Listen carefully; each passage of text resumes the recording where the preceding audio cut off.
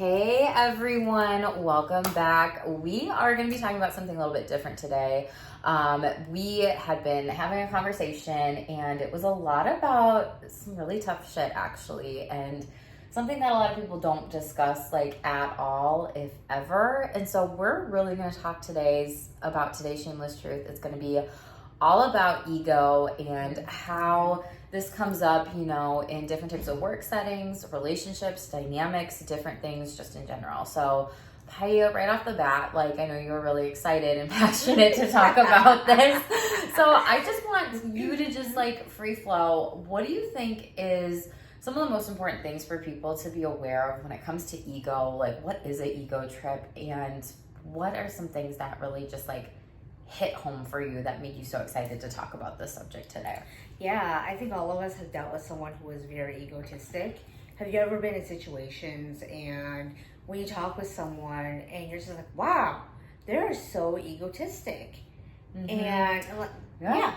Well, we just had that conversation and I was telling you damn, that's narcissistic right there. Yeah. And I don't use that word that much as a therapist. So maybe it could be good for us to explain the differences. Yeah. Signs of that you might be dealing with a narcissist could be someone that's very charismatic. They come off kind, they come off loving, and then it's like a Jekyll and Hyde kind of personality switch. Mm-hmm. Would you agree? Okay. And it's someone who might try to really then they go from 0 to 100. They lie to you, they manipulate you, they coerce you, they get you to do things that they wouldn't even do for themselves, but they just want to really try to maybe use you in different situations. And there's a lot of complex trauma and emotional abuse and psychological abuse. And there's people who may have narcissistic tendencies, but that doesn't mean they are a narcissist. So we just want to put that out there. And narcissistic personality disorder, for those that aren't familiar, that is a disorder in the DSM-5. And a lot of that and all of the personality disorders, from what I've learned, you can chime in if your experience is different with this, but it's all dates back to trauma. And so to say that there's something wrong with someone's personality or label them as one of these disorders or a narcissist is also very shaming in itself. And we don't always talk about where that stems from. An egotistical person to me is someone who might be, very just maybe a lower or lessened degree, I guess you could say, of that. Or you can kind of pick up on the ego a little bit more, and be wow, you really have an ego. You're kind of on a power trip here. And it's very blatant shame. It's that overt shame versus maybe covert. Could be some of those other things I mentioned. But I think that's really the distant difference for me is the levels of awareness might also not be there with how people are coming off as well too. And just egotistical people may also, just think they're better than others. And it really comes up in a certain way and in certain settings, and it affects relationships a lot quite often. It really does. And you use the word power trip. Yeah. And I think we've all dealt with people where you're wow, they're using their position to really use their authority to remind you that they have authority over you. Yeah. And it's very is it authoritative? Authoritative. Yeah. It's very authoritative. You've had parents who are I'm the parent, you better listen to me because you're a kid. Or I'm the boss, I will never be wrong and I know best. Or you don't get to talk over me because I'm the boss. And so we've dealt with people, from all professional and personal life, where they like to use their position to remind you of how small you are. This is what I think. Yeah, this is what I think. They are here and they think you are here. Right, and they're going to remind you. They're going to remind you that you are here and that they are there. And they're going to keep reminding you that they have power over you. And they're going to use their words and their position to, we use the word gaslight. Yes. And for those who don't know gaslight, I think the word gaslight, simply, to me, simplest terms, where they make you feel like you're crazy. They really do. They make you feel like you're crazy. It's like, was I crazy? And then you question yourself. Yeah. Yeah. It's like, am I crazy? Like, am I making this up, or did this actually happen? Right. Am I too sensitive? Oh, God. I hate that one because I know I am, and I've gotten gaslit the fuck out of that one for sure. Right. Yeah. Sensitivity is my superpower, and it makes me a better helper out there, so I don't care. Right. Right. And so you start questioning yourself. Am I too sensitive? Mm-hmm. Did I say this wrong? Mm-hmm. Did I say something to piss the other person off, and that's how they're reacting to me? So you really start thinking and questioning about your actions versus their reactions towards you. Mm-hmm. And that's a big one. It's like, are they reacting or are they responding? Because that's different too.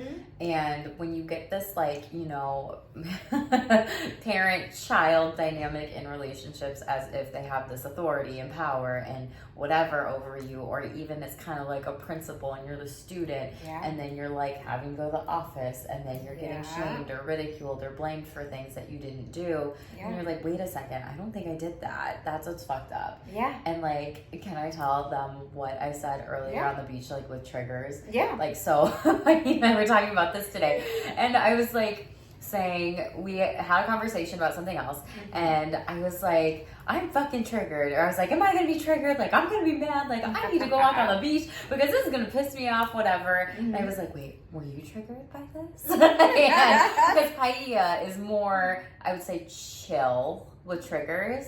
And I'm very more so maybe emotional, and I just fucking say how I feel. I get That's mad. fine. That's good.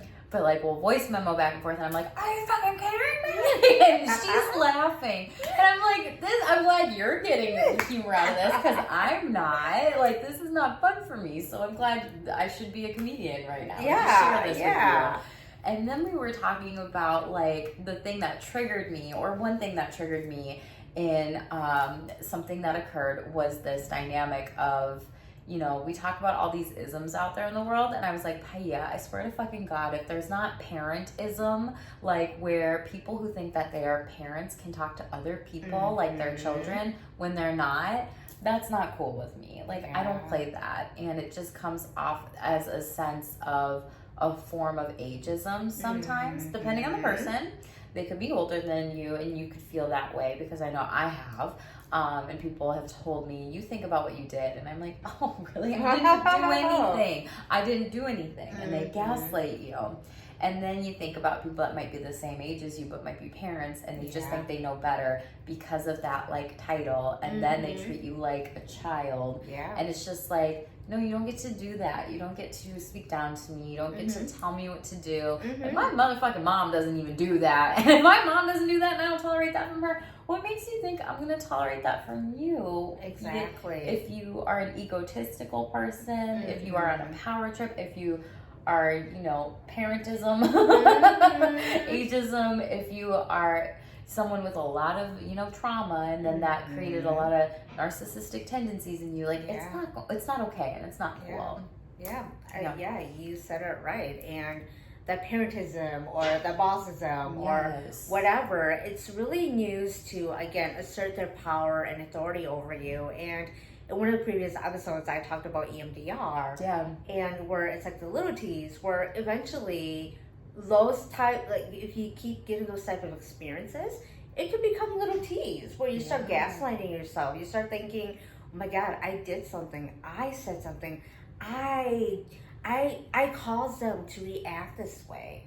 And so you put a lot of responsibility on yourself, and you think about my actions. And like, think about what you did.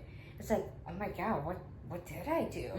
But the other person, do they have the capabilities of thinking about what they did or how they responded? Yeah, like there's definitely a lack of awareness, and some people just don't even think about that. Am I reacting or am I responding? And people that are very self-reflective and introspective will do that, like, oh my gosh, did I actually, I'm so sorry, and they have a conscience, and they're trying to bring that to awareness more to anything that might have subconsciously occurred.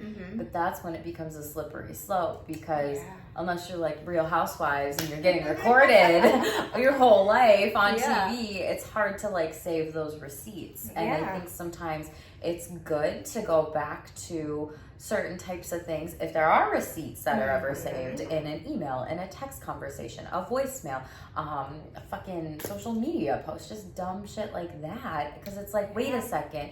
No, that confirmed that I was actually right in this situation and this did happen. So what gives this person the audacity to like say these things, do these things, or treat me this way or other people? And it made me think about how, you know,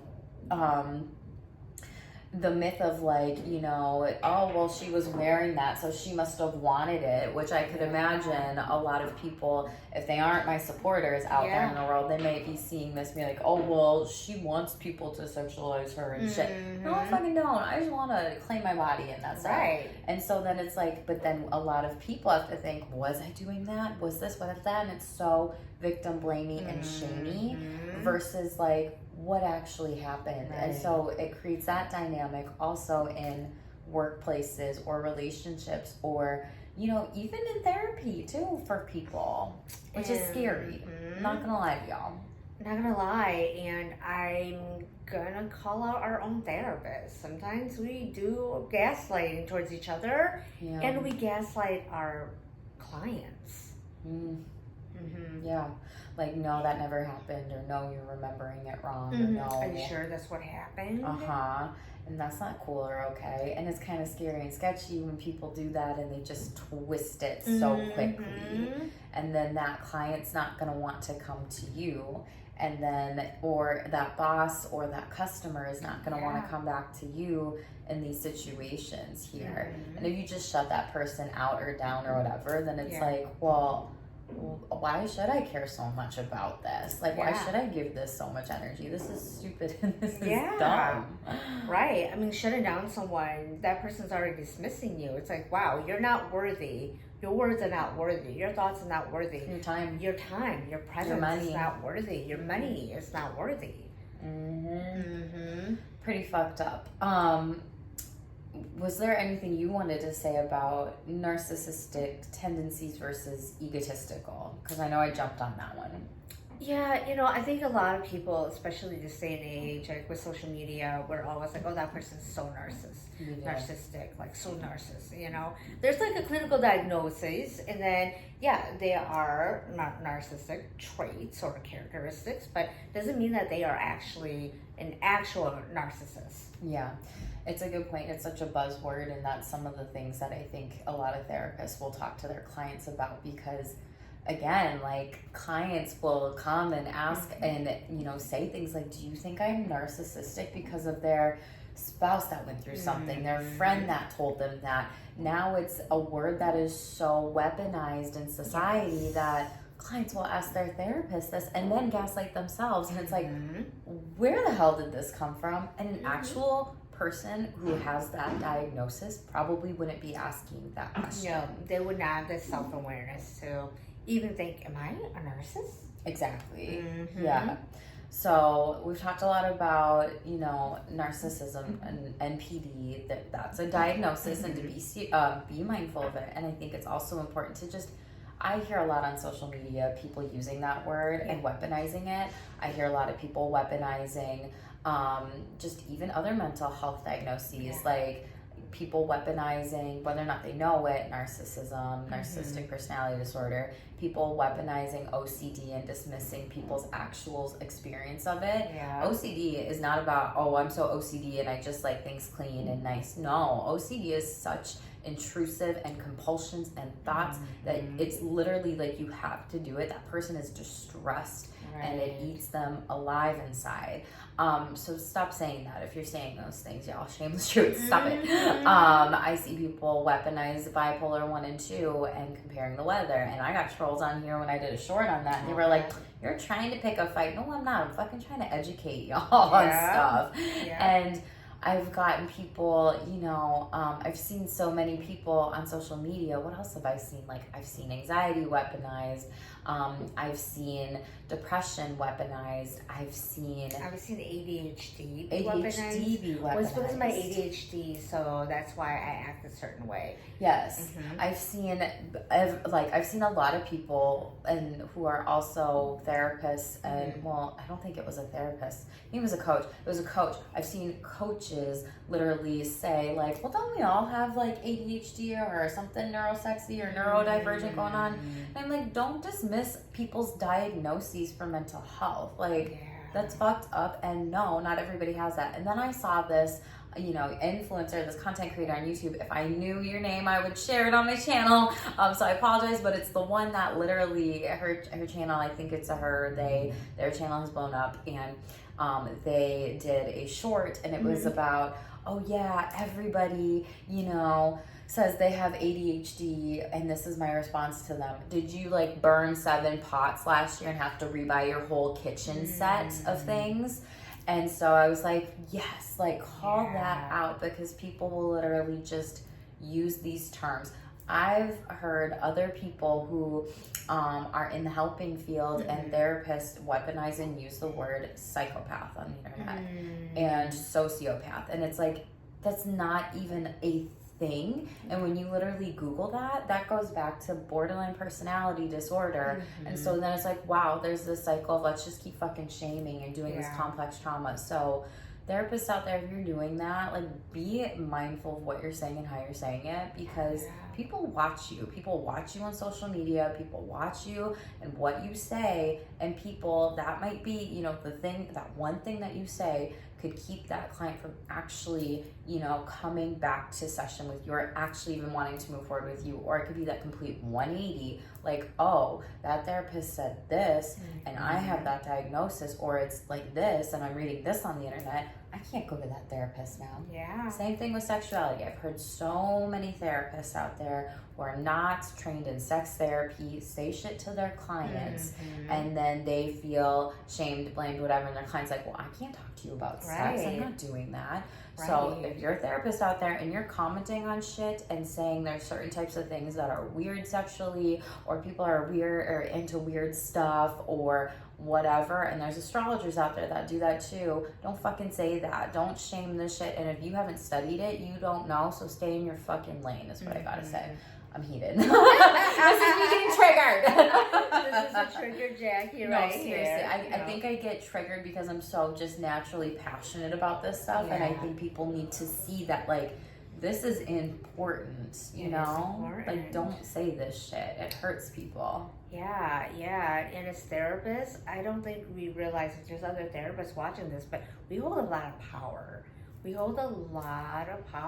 And with Spider-Man, or with power comes privilege, and with the privilege and the power we have, what we say and what we do can really impact other people. So we have to be very mindful about the things that we say, especially to our clients who are going to take heart to it. And if they take heart to it and it doesn't feel right for them, we are doing so much more harm than good. Absolutely. I love that you said that. And I think with lots of therapists out there too nowadays, a lot of people aren't just doing the one-to-one therapy, and we've talked about that kind of a little bit, but not too much. But therapists will do coaching now. They'll do consulting. They will do supervision. They will do workshops. They will do speaking gigs. They'll write books. They'll have a YouTube channel. They'll educate. They'll create content. They'll vlog. They'll blog. They'll inspire. They'll host retreats. They'll collab with other people. And therapists also need therapists. Therapists also need coaches. Therapists also need consultants.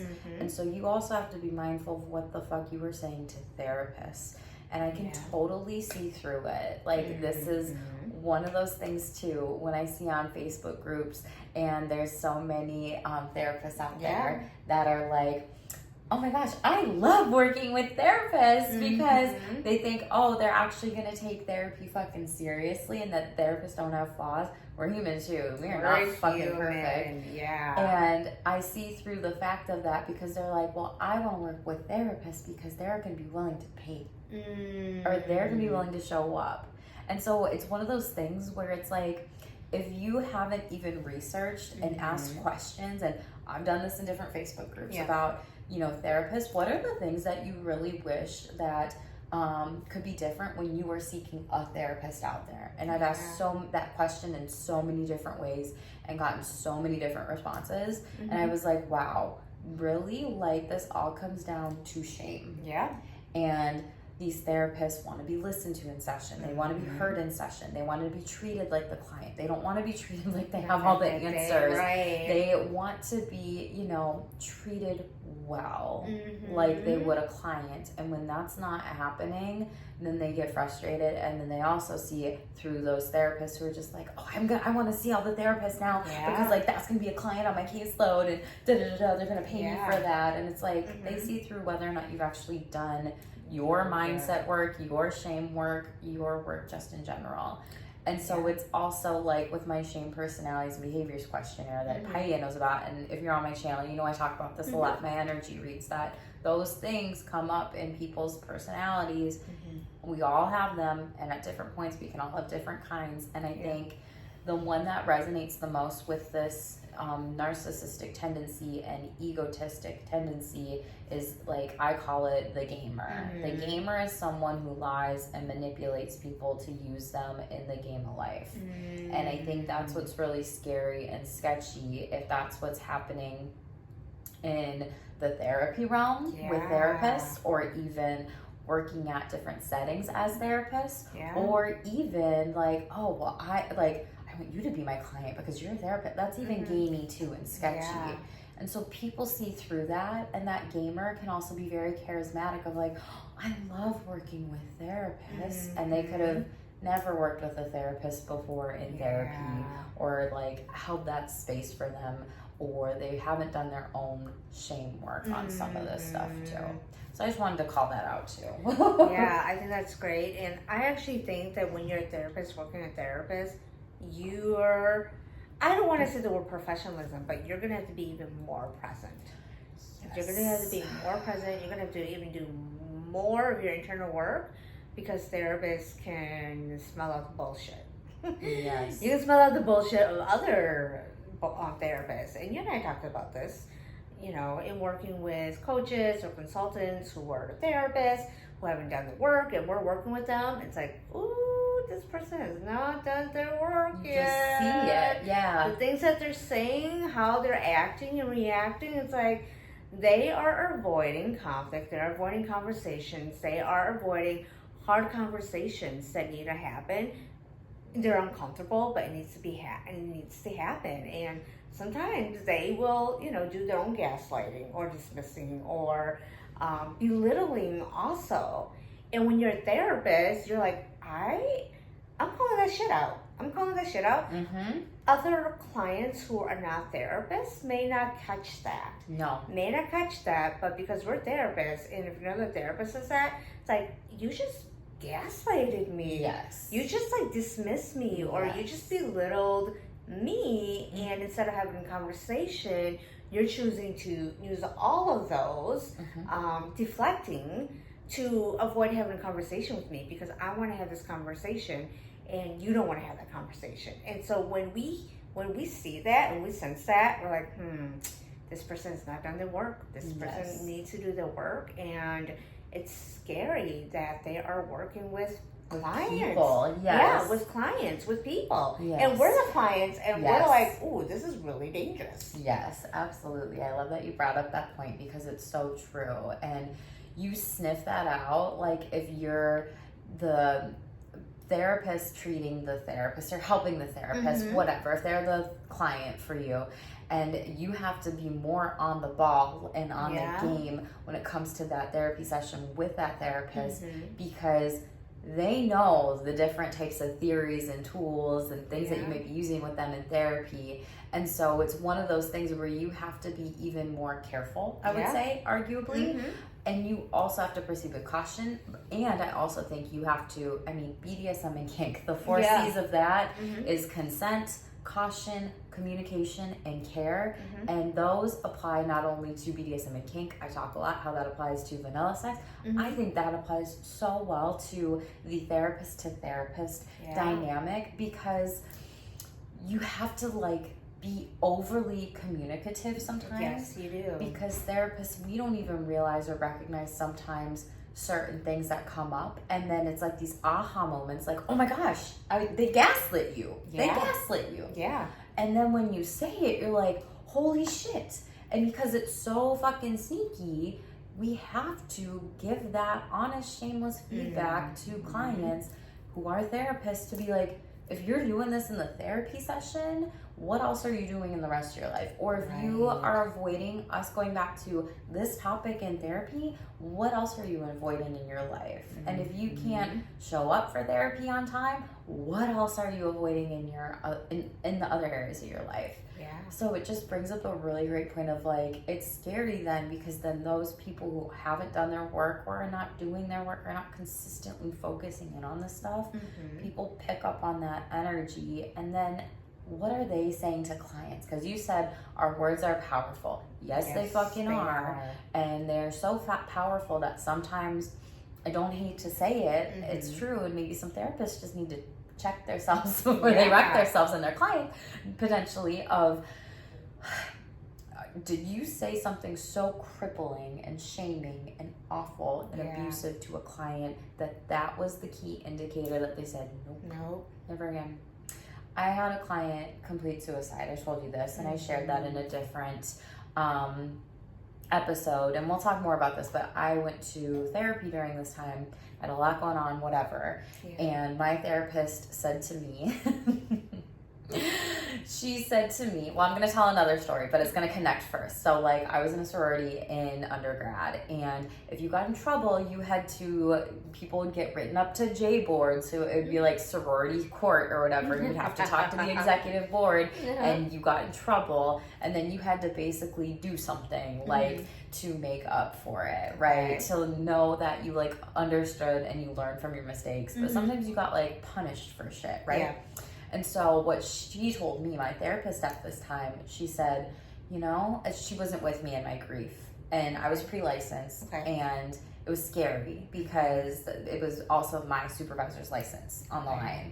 So I was fucking nervous at the time. And my therapist said to me, you know,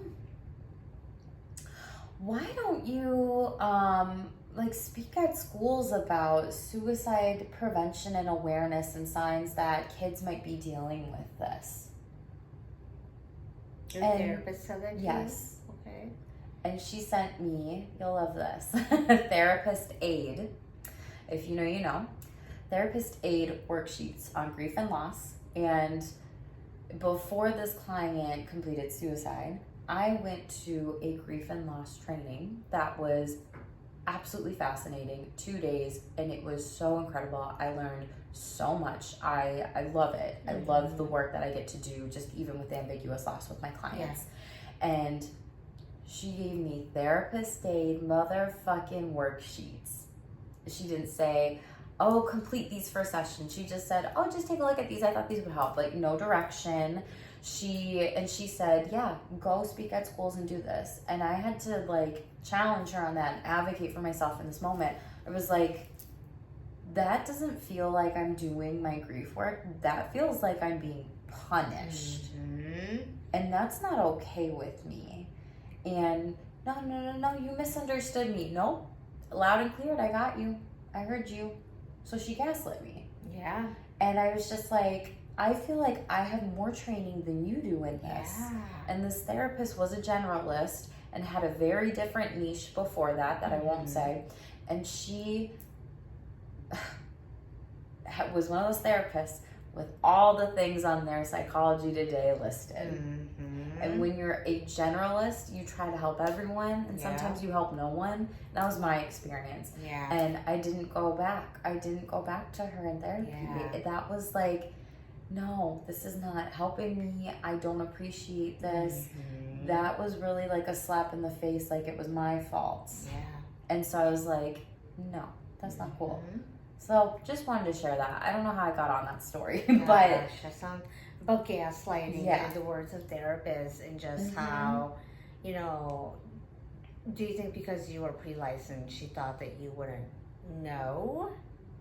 I think there was a lot of age shame in it, which I get a lot. Yeah, I know you do. Get a lot of it. People think I'm a like dumb, blonde, young Elle Woods kind of vibe energy. And she's smart. And Yeah. And like, no, like I am wise. I'm very intelligent, and I really am an old soul. Like I get along with people that are older than me. She's older than me. I know, about almost a decade. Like seriously. So it's fucking annoying. Yeah. And like, I mean, what do you mean by, do you think she didn't think you knew better? Because you were pre-licensed and she was a fully licensed therapist. I wonder if she thought, there was an ego where I'm the therapist, you're pre-licensed, so I know more than you. That's how it came off. 100%. Yeah. So that's definitely how it came off, and that's definitely not always the case. And again, that goes back to that ageism and maybe even like parentism in it, because I don't know if she felt like that was a very like tough love or motherly thing to kind of say, but that was not the fucking thing to say to another therapist. Some therapists I could imagine would be like, I'm done. I'm quitting the field because of this dumbass therapist over here. And I don't want to have to deal with this anymore. Yeah. So, yeah. Yeah. No. Do you think therapists, we have lots of egos also? I think we do. Yes.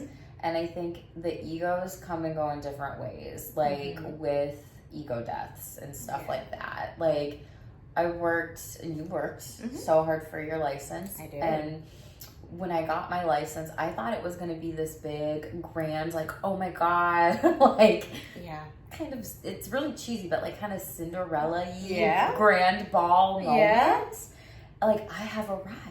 Like, this is my coming out party, right? At the end of the day, it doesn't really fucking matter. I had such an ego death. I was like, I worked my ass off for a piece of paper and a title.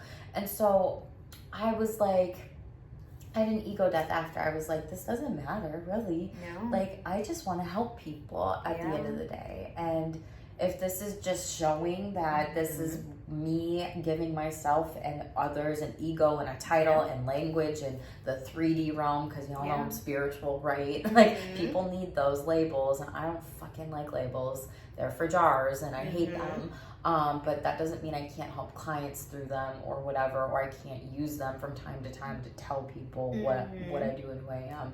And then I think when you think about other stuff, I think therapists, we do have egos too when we think about gatekeeping in the helping field, and a lot of coaches wanting to be therapists, and a lot of therapists hating on coaches, but then a lot of coaches hating on therapists because of experiences like mine, and we'll get into that in other episodes.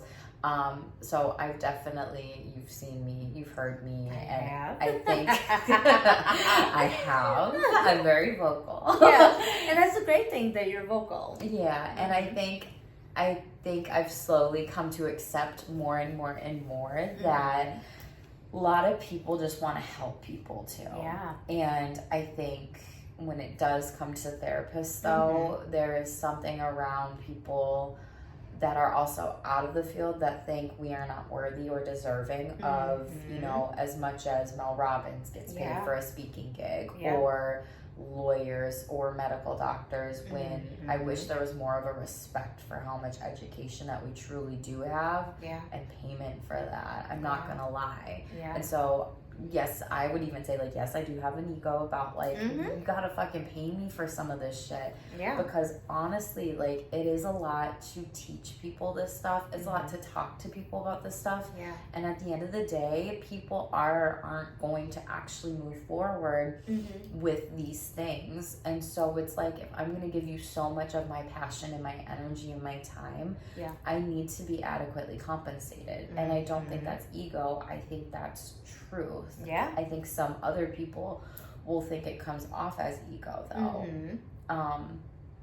But yeah, I think some other therapists, depending on your title, you know, my license came later, then PsyD, LICSW, LMFT, LPCC, and LADCs, and I don't know if mine's more tame Mm-hmm. with egos, because mine is like the younger license, so to speak. Like the baby. And yours is the longer license, the older license. So I don't know. What do you think? Do you think there's ego at all with even labels or titles in that too? Definitely. I mean, I think I was at work one day, and I think it was actually an LPCC who was doing a presentation about hoarding, and this was a group of social workers at the VA hospital. So that itself says a lot.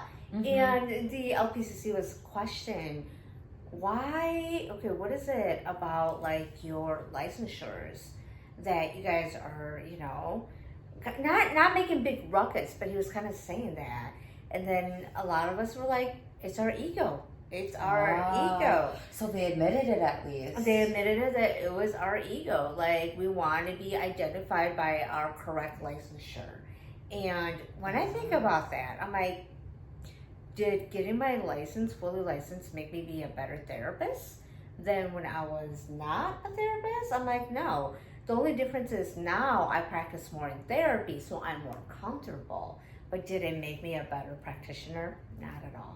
And I think that's really vulnerable saying that, especially for the statistic that you said on the other one, that 43% of people that go to graduate school don't get licensed, and because maybe they can't pass the test, or it's gatekeeping, or God forbid they had shit going on in their life that now they need to just focus in on and work on. And I think it's one of the things where a lot of people nowadays, like when people ask me, you know, would you go back? Would you get licensed? Would you do all of this? Like, I don't regret my education. I just wouldn't pay money for the test. I wouldn't pay money for the license.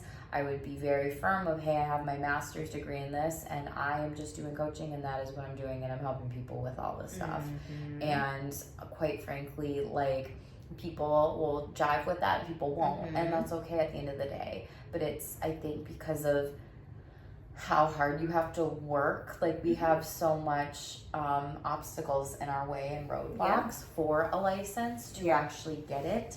So I think once you get it, you think it is going to be that big coming out party, I'm gonna know more. And like an ego boost and a dopamine boost and a hit. And I think for some it is, and for some it's not. And so for the ones that it is, it's like that ego is so big because it's like, hey, I worked for this, call me a LICSW, you would call that doctor or whatever, right? And so it's just interesting. And one of my professors back in grad school, she talked about, you know, sometimes, hi, Dr. Merchant, if you're watching this. She talked about, like, well, let's talk about privilege. Like, I will use, you know, when I have computer issues or shit hits the fan or whatever. She didn't say that, but that's my words, right? She was like, sometimes I will literally just call the technology center and the help desk and be like, hey, I am locked out of my computer. This is Dr. Merchant here. And so she would let them know that, like, this is serious. I am a professor. I need to get in. And she would be like, I use my privilege sometimes to do that. Because she's like, other times I'm on the phone for fucking hours, or you can't get through, or it's emails and you like you can't do your job. So it's interesting. I mean, we use our titles as therapists, and right now, especially in 2024, a lot of people need therapy. And mental health. And so when they hear that you're a therapist, it's like, oh wow, you're a therapist. It's like, you can help me. Or sometimes we even use it as, well, I'm a mental health therapist, so I know these things. And people probably tend to listen to you more. Oh, yes, they do. They do. And it's one of those things where I've also been told, well, do you realize you intellectualize that? Like, I don't know all these things when it comes to this stuff emotionally. And I'm like, well, that's not on me either. Where is your, you know, emotional skills? If you didn't get that from your parents, you know, growing up, then what are you doing to learn that as an adult? Right? And I saw this quote once, like, if you had a childhood, you need therapy. I was like, ain't that the shameless truth? So it was just really interesting and fascinating. It just the things that you see, but you're right. Like, nowadays people are like, oh my gosh, yes, like, you can help me so much.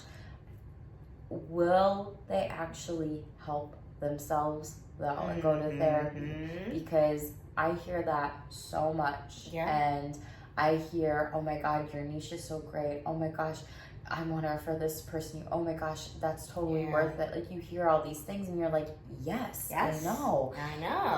And sometimes people won't do it, and they don't always do it. And then it sucks when it's like you wait later on in life to actually, you know, seek counseling and therapy, but better late than never. And it's just one of the things where when people actually go through therapy with a very, you know, healthy therapist who's consistently doing their work, who really does check their ego at the door, because I think that's important. We don't always know best. No. A good therapist would say, I don't always know best. Yeah, or it's the classic, what do you think? Because, you know, the therapist may not know, or the therapist may not have the answer that you're searching for. And like, sometimes like you may just want to ask that therapist, like, well, what is it? What is it that you would do? Because I'm really stuck on this. And sometimes I will tell my clients my true personal thoughts. And a lot of times people do just want to know your thoughts as well. And I think when we talk about our ethics in therapy and as therapists, there's also a lot of ego in those discussions. And a lot of, and you and I talk about this a lot, like how much to self-disclose versus not.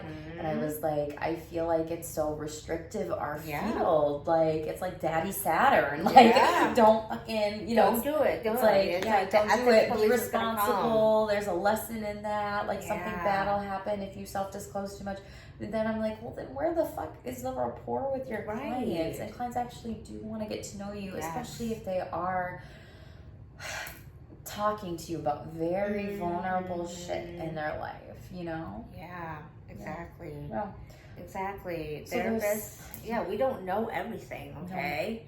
And it's the very egotism of, well, I know, or I've been in the field for 20 years, so I know it. And I hate that. I hate the, oh my God, in search of a seasoned therapist and Facebook groups and shit. And I'm like, just because you've been seasoned or in the field for 20 years doesn't mean you aren't jaded. Doesn't mean that you are consistently growing. And, you know, do you really, there's ego in that. Just saying, oh, 2 decades, like, yay, I'm the best. Like, no one cares. And honestly, I thought about this too when you said, was I a better therapist just because I have my license? Honestly, shameless secret, at least for me, is, you know, when I was doing my internship, and then when I got my first job, you know, as doing pre-licensed like clinical therapy, I was so nervous. Like, you were so nervous. You were like, holy shit, all the stuff that they don't teach you in grad school. And you're like, okay, I'm going to go swim without a life vest and kind of learn how to do this. And it's scary, but then before you know it, you do it and you get in the groove of it, right? But I think sometimes, I truly do think this, that some of those pre-licensed therapists are going to be the best ones to work with. I agree. I think they are going to be so present with you. They are going to show up for you. They are going to listen to you. They really care, and they have the dedication of it. So for younger therapists or newer therapists, and I don't mean young like, oh, you're so young, just like newer to the field or whatever, pre-licensed, like, that's something to not get discouraged by whatsoever when it comes to this stuff. And know that you can always say, you know, I want to try working with this maybe difficult client that has been through 5 or 6 therapists, and, you know, they want somebody who's been in the field, seasoned for years, because they've gone through, you know, and this person's gone through that person and they can't even help them. So, like, I think there's also, you know, the quote, you know, the clients that you were meant to work with will come to you. I agree. And that's important to be aware of too. So don't discount or discredit working with a pre-licensed therapist, because they're probably just as nervous or anxious as you, showing up and helping you with therapy. Right. And they're going to be very present though with you. Very honest, I think too. I think so too. And, you know, we talked about in another episode licensures of social workers, and not everybody who has a licensed independent clinical is a therapist. Yes. And so some of them have told me, I want to start doing therapy, but I don't know the theories. I don't know any of this. And I tell them, clients don't care. They don't care. The most important thing is that can they relate to you? Can you build, is there rapport? Is there support? Do they feel like they have a connection with you? None of that matters. All those theories, none of that matters if you can't even build a connection with a client. You can be the smartest person and all the freaking theories out there, and if you can't even build rapport with a client, none of that is gonna matter. So if there's any of you who want to do therapy but don't feel like you have the clinical background, remember, back to basics 101. It's all about the relationship. Yeah, it's 50% of it and why therapy works. And it's also good to just have those conversations with clients about checking in and your rapport and relationships, because I think that's something that a lot of therapists don't do, and I call it real talk therapy. Yeah, real talk can therapy. We check in, you know, have you ever felt like you couldn't tell me something? Did I ever shame you in a session? Because I feel like, again, I'm not perfect and nobody is, and, you know, are there certain things that you want us to discuss or talk about? Like, are there certain things that I can do better to help you? And I think with what we said, you know, kind of full circle at the beginning of like some you know, therapists or just even bosses or jobs or supervisors or whatever may have egos, and I think therapists also need to be told how they are helping, harming, hurting, or healing or whatever, like with their clients, and how that experience really is for the client, and what can they do better, because they're also growing with you in that experience too. And yeah, you can memorize all the fucking theories. You can memorize, be a theory pro. None of that matters. No, that does not matter. And, you know, I will ask clients, like, I will assign, like, I like calling it pleasure work. Okay. Like, that's my thing. I call it pleasure work. Like, do your pleasure work. Like, we don't want this to feel painful. So, and therapy is fucking hard sometimes. It is very fucking hard. And so I just give mad respect, honestly, to like just even the clients that have worked with me. And like, my clients are such hard workers. Like, I just see that in them, and I'm so grateful for every fucking client I've truly gotten to help in therapy, and that has just been open of like, I just want you to really reflect on this question, or I want you to journal on these questions, or I just want you to sit and like meditate on this, or I want you to go through this exercise, and, you know, let's see how this is showing up in other areas of your life. And it's not always easy, and it's always worth it, and it's not something to just be like skimmed over. Clients are not to be skimmed over. They're not to be, you know, devalued or not listened to, or just not even that emotional intelligence and presence. I would say if you struggle with that and you are a therapist, then you really will struggle with those, like, I think, me personally, this is my opinion, but if those LICSWs want to pivot and change and do more therapy, but they struggle with the emotional connection with people, they're going to have to work on that for themselves in their life, because they're going to have to help themselves and also help others at the same time. And you have to really fucking practice what you preach. Yeah, you got to do the walk and the talk. The talk and the walk. And we're not perfect, but it's always a continuum. You know, we never stop.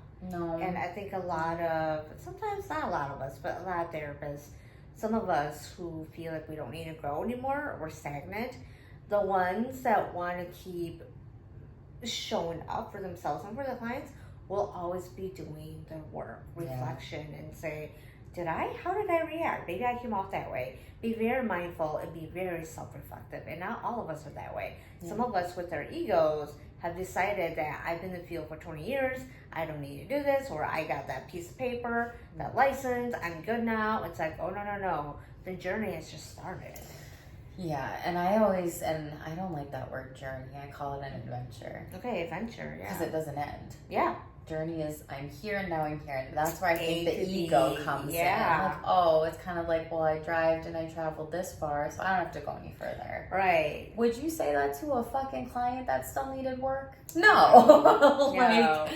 That's just me though. I don't like the journey word. Okay. But it's funny. I think because that's you, boo. you know, when you said that, it made me kind of think about when you date, you put in all the effort, and then once you marry, you don't think you have to put the effort. And I always say, oh, no. Once you get married, that's when the real work begins. And it's like that, where it's like, okay, this is where we have to be on top of it. It's not just dating. It's not the beginning. It's not the yay, 90 days, yay, new right. relationship energy. It's like, Ooh, no, yeah, let's get it. So it's like when you get married, that's when the real work begins. And that's what I think being a therapist is very much like. You do all the pre-license, which is like the dating part, and then you get engaged when you apply. And It's so funny. I never thought about that. Right. And then when you get your license, that's when you get married. Like your license, you get a license. And then you think, I'm a full license now. I have to go. It's like, oh, no. Your journey's just getting started. So I think we have to start looking at it that way. Is this why Ross doesn't want to marry me? Just kidding. I love you, babe. I don't want to get married to you either. We really don't care, y'all. We don't give a fuck about labels. So for anyone that doesn't know about my relationship, it's cool. Yeah. But no, that's such a great point, and it's so true, and that totally makes sense with those parallel pieces with it, with therapists. This is when the work starts here, but then also like marriages, this is when work starts too. Yeah. And I also think sometimes people in marriages will say, maybe we can always do another episode for sure. But I think a lot of people don't realize like the commitment. Yes. Right. And the like what you are truly promising, vowing, signing up for, and really it is work. And I also think if it's worth it, then you will keep doing it moving forward. But I know we have a lot of episodes on marriage coming up too, and on some divorce statistics that I found, because I'm a numbers nerd over here and I love being a little detective. You're a good detective. I am a damn good detective. Yes, in another life. Not in my birth chart, but I'd have to look. Maybe.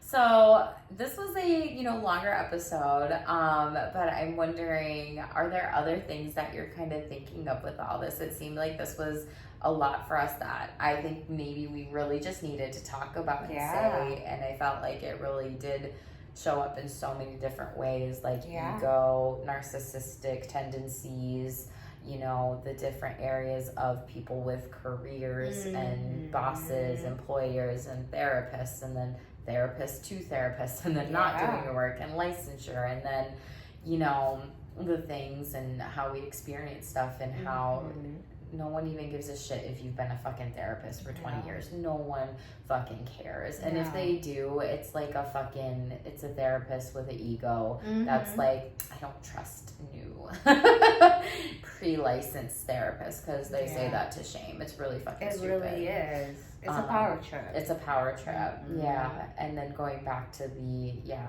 marriage and being a therapist and all the things, but I think I summarized it pretty well. Like at my summary skills. That was good. We learned that in grad school. Summarizing back to the client. No, I just think ego. I mean, honestly, check your ego. Check your ego. I try to check my ego. Some people are like, oh no, you're so egotistic. It's checking your ego, because your ego is going to show up in how you interact and act with other people. And if you haven't done your work, especially in our field, it's going to do way more harm than good. And our words are powerful. Our words are powerful, and we can make and break someone, especially in our field. It's scary. And I also said this once to Pai in a voice memo, though. Don't let a therapist make or break you if you're a client. Seek other therapists. Reach out to us if you're looking for a therapist. I have so many connections in different states. I know that more and more states, it's becoming more accessible. And it's one of those things that truly, like, yes, our words can make or break people. And don't let that therapist fucking break you. Do not let them break you, because I know that there are better ones out there that truly want to help you. And you know, for people out there that maybe saw school counselors at a young age and they said something shitty to you, or other therapists at a young age, and that stuck with you, just know that there are truly people that care, and they really just want to be able to help you at the end of the day. So for anyone that's even thinking about therapy, going back to therapy, trying therapy with someone new, just know that you are powerful and you are resilient, and you can definitely do it. So this is the shameless truth today with our episode. Let us know how you're feeling about this in the comments below. Be supportive, yo. Like this video, and definitely share this with anybody that might just need to listen or hear it. You know, if you can watch a TV show, you can watch a 55-minute like video. There's no commercials. Well, there might be ads, but so just really come back, and if you enjoyed this episode, definitely like this one. And if you have any comments or questions that you want to ask us or have us discuss in future episodes, if they feel right and we feel divinely guided to do that, we would definitely be happy to do so. So yeah, any final thoughts, final words? No, as always, own it and stay shameless.